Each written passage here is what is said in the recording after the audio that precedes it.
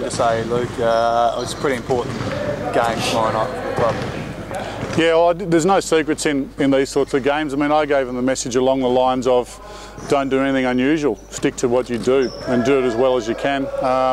Also talking a bit about playing sick. I've done a lot of that and I've seen a couple of guys do pretty well. Michael Jordan had a couple of pretty famous games when he was sick, and sickness is no excuse, you know, so a couple of them are a bit crook. The bug going around, Damien Martin is an important player for him, isn't he? Yeah, Damo is, and you know, he can inspire them coming out of sickness. He can use that as a tool to look at me, boys, I can do it, and so can you. And that's the way Michael Jordan did it with us. It was really an inspirational tool. So that's the way they'll use that with any luck. So will you tell him about that, like how Jordan battled through? And yeah, I told him a couple of stories about that, about you know what how tough he was, and also how much he used that to get the camera on him, you know, which it always was anyway. So the sicker they were, the more camera time they get. So that's a good thing, right? Mentally, what goes through these players' minds getting up for such a cutthroat game? Is there any danger of them getting all hyped up for this game and then letting it slip for game 3? Did you talk about that, or? No, I didn't. We just, you know, the old cliche, especially the footy cliche of one game at a time, really applies. There is no second game unless they get their heads organised around this game. They look very focused in the locker room. You know, I've got a lot of confidence in this group. I love watching them play. I think they're a focused, tough, disciplined outfit, and obviously I'm backing them.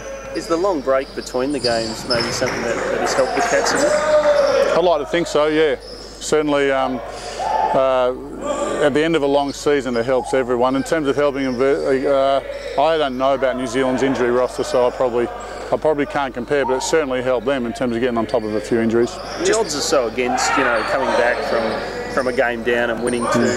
How does a team mentally together, when they talk about things, how do they kind of recoup, realising that the odds are so far against them?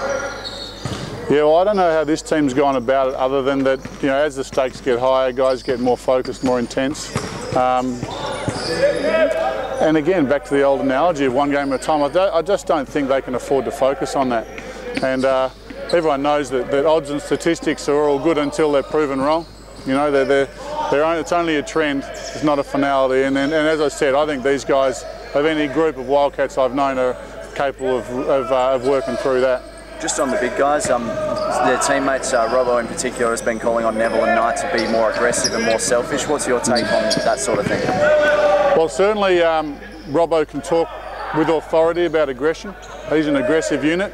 In terms of selfishness, I don't know that he can talk about that because he's not very selfish, and neither are our bigs. So he's right. They do need to go to work down below, and they're both very capable of it. And I think you will see that tonight. How did you rate their season, Neville and Knight's season? Well, I think that, you know, obviously Matty's been hurt with injuries, so it's been inconsistent. But I love him when he's good. And I think Luke's taken a while to get into it, but I think his best has been in the second half of the season, and if we get him back next year, you'll see constant improvement. So if I was New Zealand, I'd be taking those two very seriously. Luke, you're over there for the semi-final series last year. What differences have you noticed over the past year with both teams?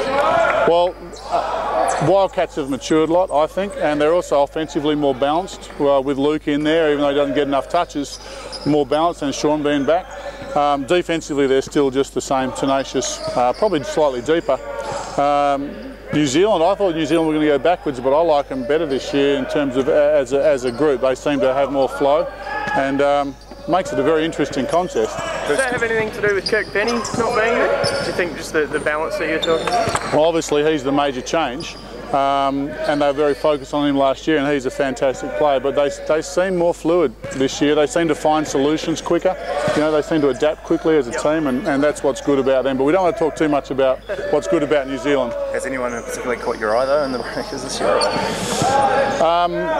Look, I always look at the bigs, and I think Pledge has got a lot to offer. I think he's a guy with a lot of upside, and he's played, I don't know statistically, but when I've seen him, he's looked a lot more confident and a lot more capable. And obviously Vacona's everyone's first draft pick onto their new NBL club. I mean, I just think he's a stud. What about Pledger with his back to the basket? Do you think he's quite weak in that aspect of his game? Yeah, that's and it's about strength, and that's something that he'll continue to develop as he gets bigger and older and smarter. Just on Tom Abercrombie, would you play a guy like that hasn't done anything for 8 days with an injured ankle? would it be a risk at all? Or? Yeah, it's definitely a risk. There's no doubt it would be a risk to play him. And I think I'd be saving him for the third game because they know that, you know, they're always going to have a third game up their sleeve. But Andre's a cunning, crafty son of a gun. So you just never know what he's going to do. Do you know Andre quite well? Yeah, I've known Andre since we played against each other in juniors. I used to want to smash him when we were juniors. Then we did a little bit of coaching together with the Boomers, and I actually thought he wasn't such a bad bloke in the end.